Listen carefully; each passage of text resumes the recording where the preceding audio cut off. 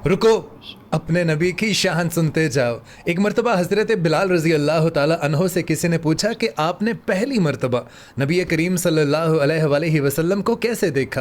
तो हज़रत बिलाल रज़ी अल्लाह ताला अन्हो फरमाते हैं कि मैं मक्के के लोगों को बहुत ही कम जानता था, क्योंकि ग़ुलाम था और अरब में ग़ुलामों से इंसानियत सोच सलूक आम था।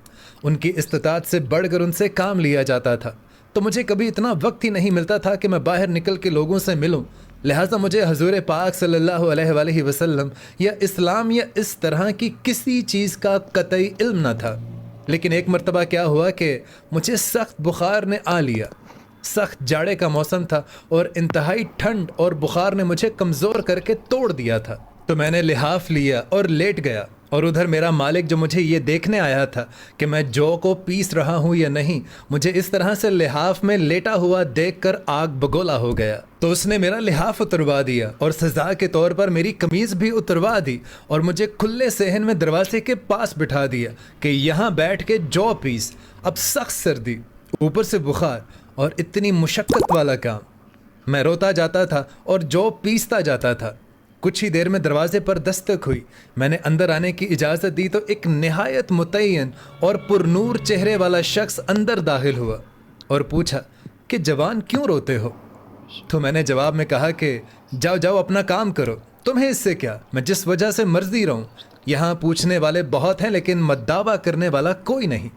तो नबी पाक सल्लल्लाहु अलैहि वसल्लम ये सुनकर चल दिए, और जब नबी करीम सल्लल्लाहु अलैहि वसल्लम वापस जाने लगे तो मैंने कहा कि बस, मैं ना कहता था कि यहाँ पूछने वाले बहुत हैं लेकिन मद्दावा करने वाला कोई नहीं। लेकिन नबी पाक सल्लल्लाहु अलैहि वसल्लम हज़रत बिलाल के ये अल्फाज सुनकर भी आगे चलते रहे। तो हज़रत बिलाल फरमाते हैं कि जो दिल में हल्की सी उम्मीद जागी थी कि ये शख्स कोई मदद करेगा, वो भी गई।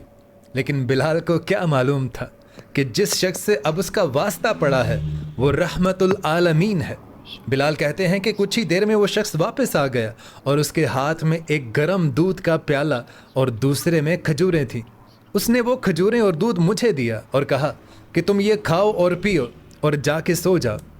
तो मैंने कहा कि ये जौ कौन पीसेगा?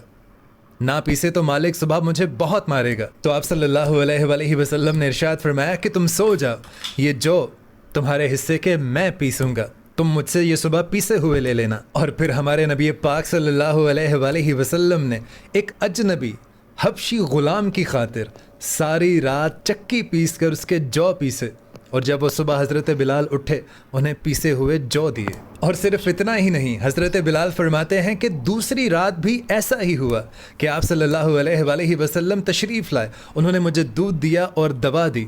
और फिर तीसरी रात भी जब तक मैं ठीक नहीं हो गया, आप सल्लल्लाहु अलैहि वसल्लम मेरे लिए, मैं उनके लिए अजनबी था, वो मेरे लिए जौ पीसते सारी रात बैठकर, और मेरे लिए दवा और गर्म दूध लेकर आते, और मैं सारी रात आराम करता और नबी करीम सल्लल्लाहु अलैहि वसल्लम मेरे लिए सारी रात जौ पीसते। और जब हज़रत बिलाल रज़ी अल्लाह तआला अन्हु को पता चला कि ये रहमतुल आलमीन है, ये हमारे नबी करीम सल्लल्लाहु अलैहि वसल्लम हैं, तो तब उस लाफानी इश्क ने जन्म लिया।